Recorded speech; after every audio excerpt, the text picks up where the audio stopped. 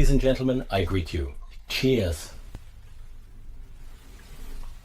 Today, we want to focus on another chapter of Culture and Ingenuity, namely Roman Morphology, chapter number 4. After we initially dealt with the introduction, and last time, well, the gentlemen were in between, and will continue to be in between, with the mathematics chapter on form and number. And before we get to the actual content of Roman Morphology, let's clarify why the chapter sequence is what it is and what that means. Because we are not dealing with just any random sequence of chapters here, but with a very specific one.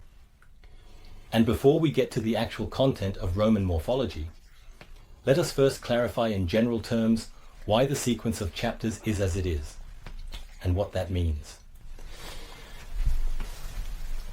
Because we are not dealing with just any random sequence of chapters here, but with a very specific one. It's quite strange that, to the introduction, this peculiar mathematics chapter comes first. Actually, one would expect that Roman Morphology follows immediately after the introduction. So what does Roman morphology mean in a grand sense? Well, the form of Roman culture, so to speak, exemplified by a culture, showing how the structures of culture and ingenuity fit into that. You would expect that right after the introduction. That is, after the theory has been laid out, or not exemplified, but first presented. And everyone who knows Spengler will say, well, that's just Wangenheim copying Spengler, because the first chapter after the introduction is about the meaning of numbers, and I copied it. Yes, I took that from Spengler, but there's a reason why I did it, because it's a very wise, clever decision. And everyone who knows Spengler will say, well, that's just Wangenheim copying Spengler, because the first chapter after the introduction is about the meaning of numbers, and I copied it. Yes, I took that from Spengler, but there's a reason why I did it, because it's a very wise, clever decision. But why? Yes, that's taken from Spengler, but there's a reason why I adopted it, because it's a very wise, clever decision. But why? And you can see this in the decline of the West, actually more clearly than in Culture and Ingenuity. Because the chapter sequence is, of course, one of variation.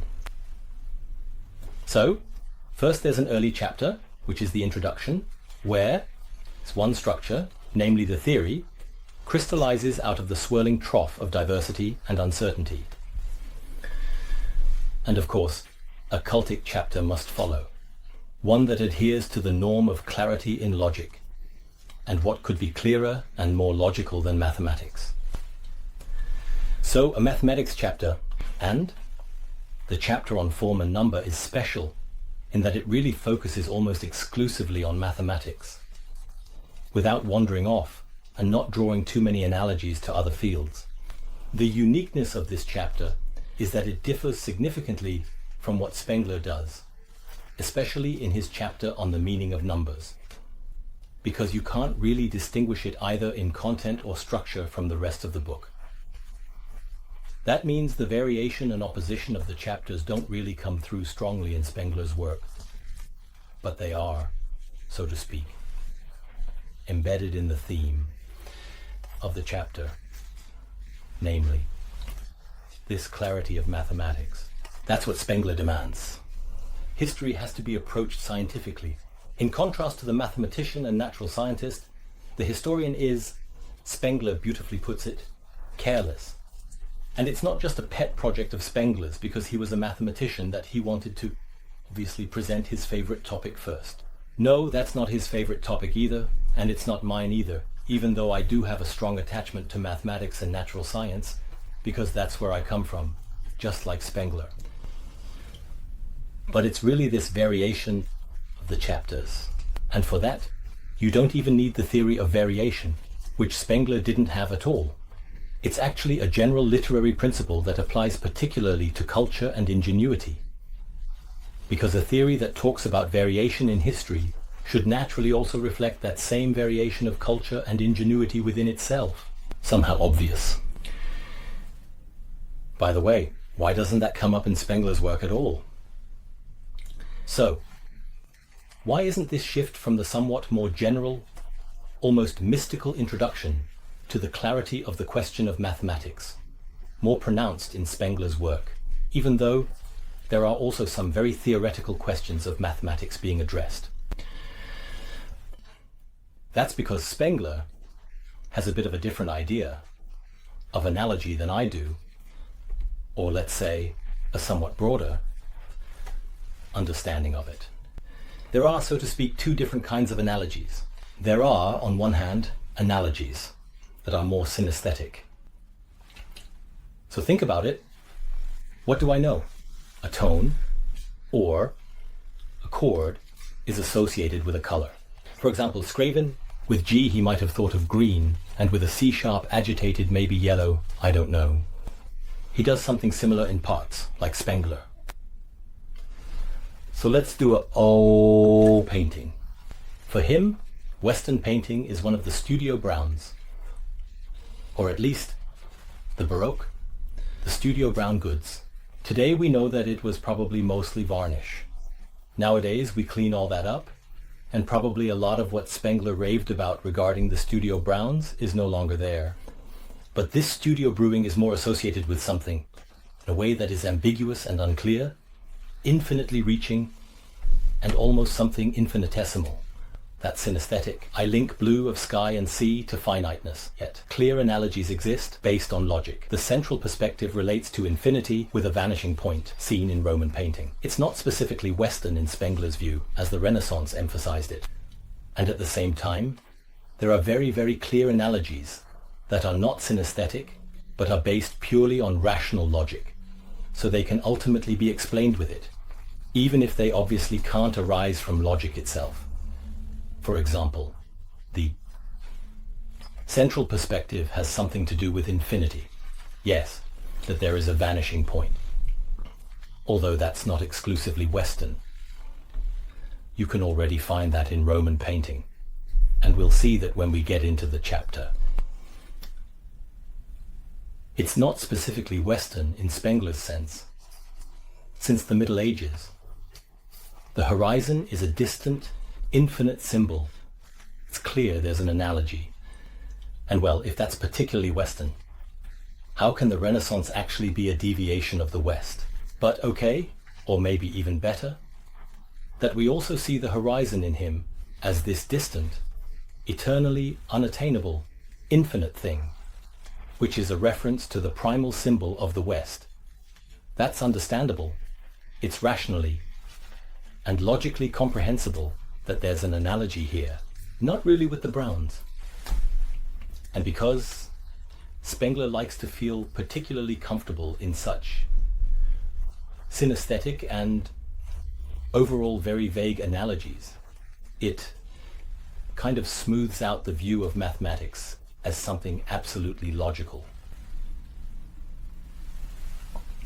So in my case, such analogies occur much less frequently. I'm a big fan of these clearly definable analogies, and so to speak, logically verifiable analogies. And that's why the contrast of the chapters really stands out here. All right? And the Roman morphology, which is now going to be shown using a culture. How does culture and ingenuity work within such a culture? How can I see that? And that is actually the fundamental principles of the construction of history in a way, which again naturally ties into that chapter where this theory from the introduction is applied. And the second question is, of course, why specifically Rome? Could it also be Egypt, Greece, the West?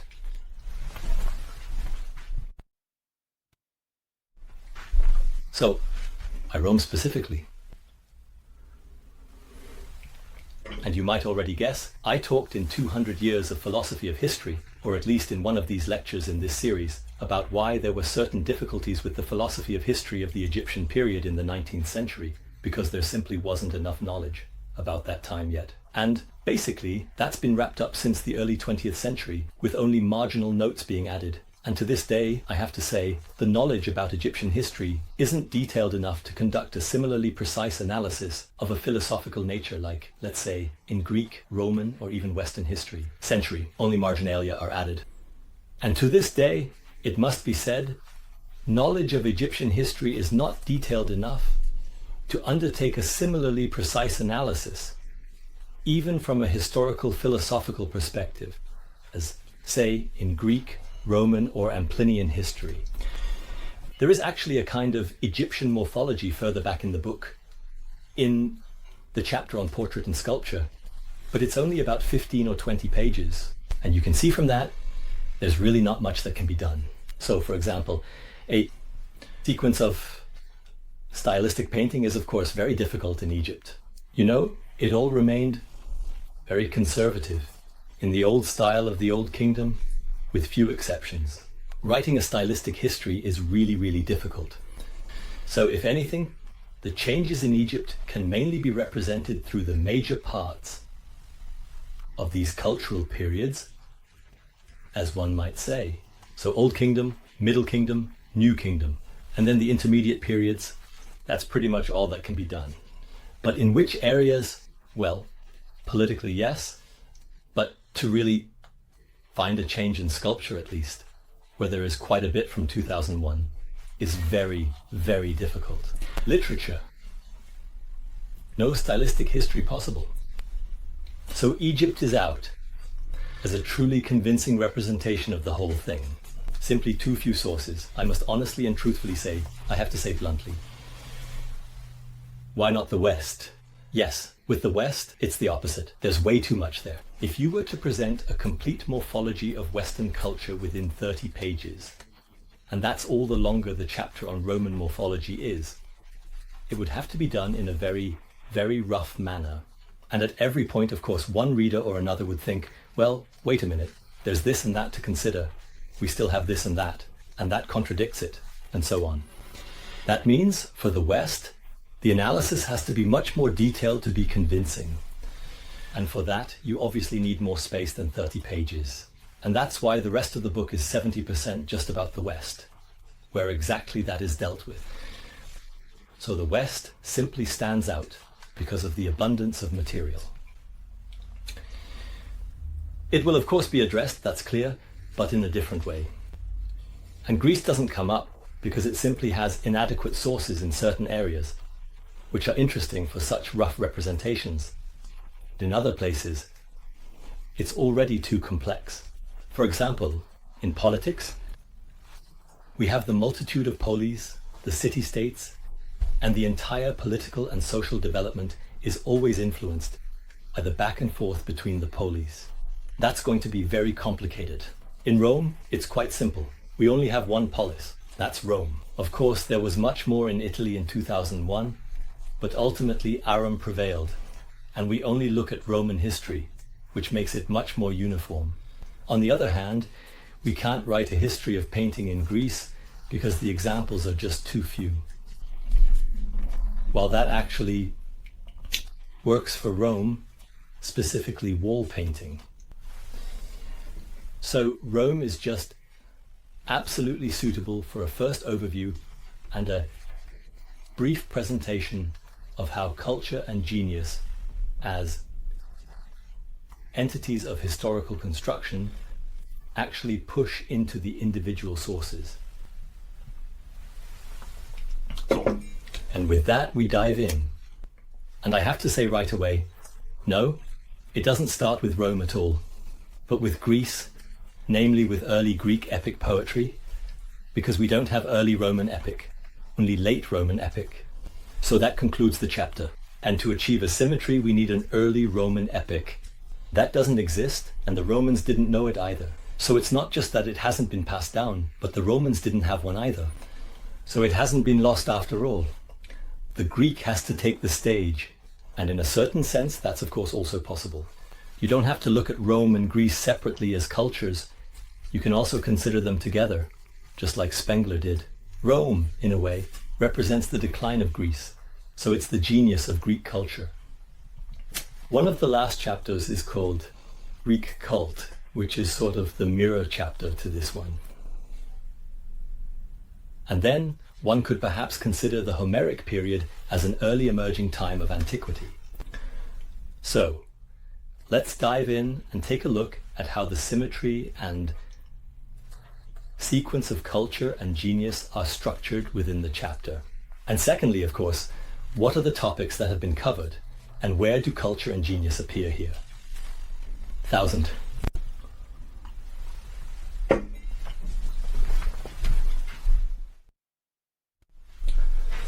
So, the early Greek epic. What do I mean by that? Of course Homer, of course the Iliad and the Odyssey.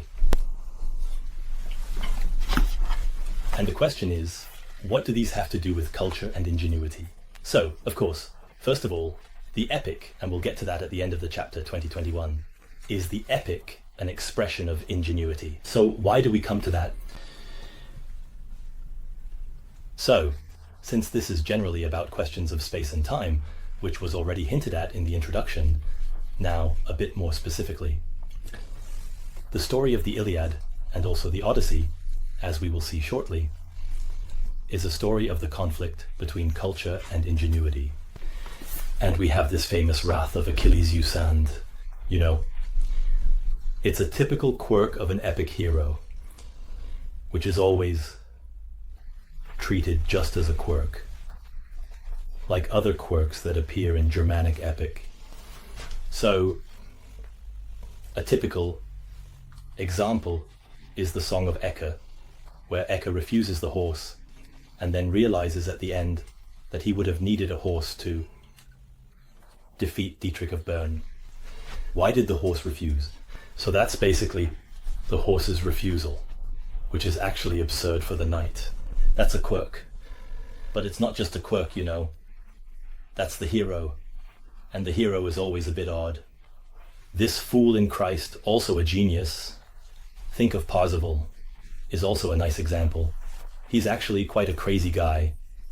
And you might wonder how he can be a hero when he sometimes daydreams so much that he accidentally kills his enemies. So those are quirks that these heroes have. And everything has a certain reason behind it. So in the example of the Song of Ecke, Ecke is sort of an anti-hero, so that he loses against the true hero, the Berner. But with Parsifal, it's clear that there's a higher meaning to it. For example, he fails at court because he simply doesn't have those courtly qualities, and many others, like Tristan, for instance. Almost all old Germanic heroes work basically like that. And so this quirk here also has a higher meaning. It's not just there as a quirk to tell some story. What's actually happening here? It's not really a quirk. What Achilles does is actually highly rational. What is he rebelling against? Why doesn't he want to keep fighting? Because the loot is divided unfairly. He refuses to fight because the loot is only divided among the leaders, but not among the fighters. What is Achilles here? Achilles isn't just some crazy guy without whom the battle can't be won. Rather, Achilles is, of course, a personification of an entire class, of youth against the established powers. So, a very typical historical phenomenon is that in a war, suddenly someone who previously had no political power or say, suddenly gains a little bit of influence through their efforts in the war. So, finally in 1900, the 18th, the sailors strike, they no longer set sail, and the whole army has basically dissolved in 2001 because they were no longer willing to do so. Of course, there are many, many other reasons. It was simply militarily over. But because this system also didn't grant them sufficient say, as they perceived it. Think of the October Reform and so on. They tried to address that. It was, of course, already too late. And so it's always the rowers in the Greek warships. They are crucial for victory. So after such a victory, they also get the corresponding political rights. Or think of the peasantry that is conscripted during the Punic Wars in Rome, which then leads to the Roman citizenship being expanded further and further in 2001. So, and that's exactly what's happening here. But Achilles isn't just some large mass that is rebelling. That wouldn't be epic or narratable. Instead, it's this one person who represents them all, who notices that the loot isn't being divided fairly. And he says, I'm on strike. I'm not fighting anymore. And the big shots know very well it can't happen without him. Without these young forces, and without these lower classes of 2001, who were all equipped warriors, it's basically the lower ranks within this fighting class that make everything work. Without them, nothing functions anymore. And that's why this epic depicts not only a social upheaval, but also a generational conflict. And here I focused on the generational conflict, but you could also read it socially, of course. Maybe that can be included in a third edition. I'm just realizing it now. Well, and this struggle, which must ultimately end in new social hierarchies, also leads to the dissolution of the army. So interestingly, this campaign basically ends in total disarray, but we'll get into that later in the Odyssey anyway. So you see, within this narrative, there is already a structural battle of culture versus ingenuity, that is, middle age against youth, or it's also set up as a conflict between the middle class of gentlemen and the rebellious forces, because there are certainly no higher powers involved. We'll get to how the structure actually looks in terms of ingenuity and cult, socially, and also regarding the power structure. But I'm telling you this, you know the book. I'm mainly telling it for those who least know the edition. And it's not the highborn rulers, because the individual palace cultures have essentially been broken apart. It's not the Rome led by an emperor that went to Troy. You can see that in this ship catalogue, where all sorts of Greeks come together. And that's practically one of the significant aspects of this narrative, that the Greeks unite in this battle, which is also a very typical historical phenomenon. So, and that's not all. Now there's also a historical timeline that makes it clear about culture and ingenuity, because of course, the Odyssey is a sequel to the Iliad. And if you see it as a continuation, then you can also clearly see that there is, of course, a departure in the Iliad to Troy, and that there is a return in the Odyssey. It's a cycle, but also in a more refined sense. First, the Greeks set sail. That's the ship catalogue, and it doesn't go into further detail. So they are basically stuck in front of Troy the whole time, and are more or less at odds with each other. Then comes another journey, that's the Odyssey, the wandering of Odysseus. And finally, we have another static narrative, namely the entire ending of the Odyssey, where it's all about freeing the palace from the suitors and restoring the old order. Restoring the old order, and what happened in between during the Dark Ages, which are also symbolically represented by this wandering.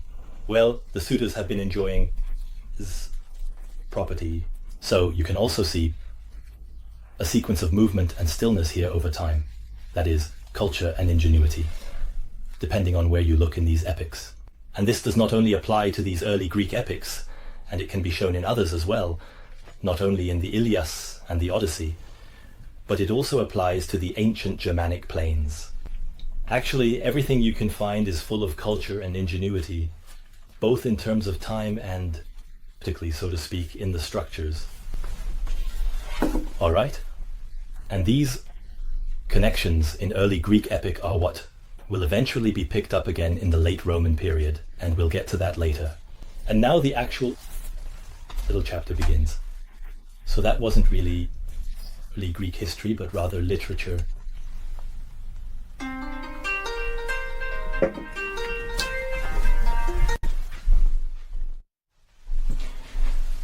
So now the chapter actually begins.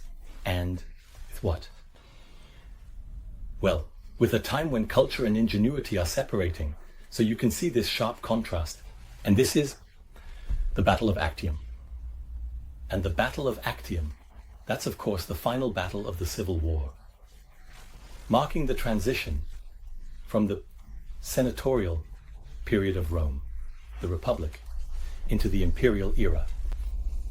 And yes, that's of course a transition from the cultic time to the age of ingenuity. But the sharper contrast would actually be from the early ingenuity to the middle culture, as you, as readers of Culture and Ingenuity, know. Why wasn't the chosen spot the 1000 this place? Why the later spot, which doesn't show such a sharp transition anymore? And this actually has to do with the fact that we have too little knowledge about this early transition in Rome. We do know that a very important event took place, namely the expulsion of the kings. But what do we actually know about how that went down? Yeah, almost nothing. We know the name of the last Etruscan king. And we know the year, which is probably legendary. That's too little. That's a very significant event. We'll get to that in a moment. We just have too little knowledge about it. There's also nothing known artistically. So painting, literature, everything empty, everything black, everything dark, if it even existed at all. So certainly painting and sculpture must have existed. To what extent literature existed, we don't know. And you'll find that relatively often. So, in the Egyptian morphology later on, it also works. This late transition is taken back into ingenuity, simply because the early transition isn't clear enough. And the sources from 2001 just aren't clear enough. When it comes to the Western representation of such a transition, and that comes directly in the next chapter, which is called Painting of Movement. This early spot will of course have to serve as a reference. That's the transition from Gothic painting in 2001 to Renaissance painting. And it's clear, we have so many examples, you can really dive right in there and see how sharp this transition actually is. Here it makes sense to take this late transition because we simply have more knowledge about it. So, this battle isn't exactly the most interesting, although a few military historical analogies do come up here. The crucial point is that this is the starting shot for the Roman Empire, marking the end of 500 years of Senate rule. And that's obviously colossal. So, something like that doesn't just happen. And of course, there were 100 years of civil war beforehand. So this didn't just happen like that. But it's interesting that just before that, Caesar had tried to do the same. And you know, he then fell in his own blood from the knife stabs of the senators. And shortly after, it's Augustus who actually establishes the new empire and degrades the Senate aristocracy, again, almost like before the expulsion of the kings, to a consultative Senate. And that continues on over the centuries, with the Senate becoming less and less significant. 2001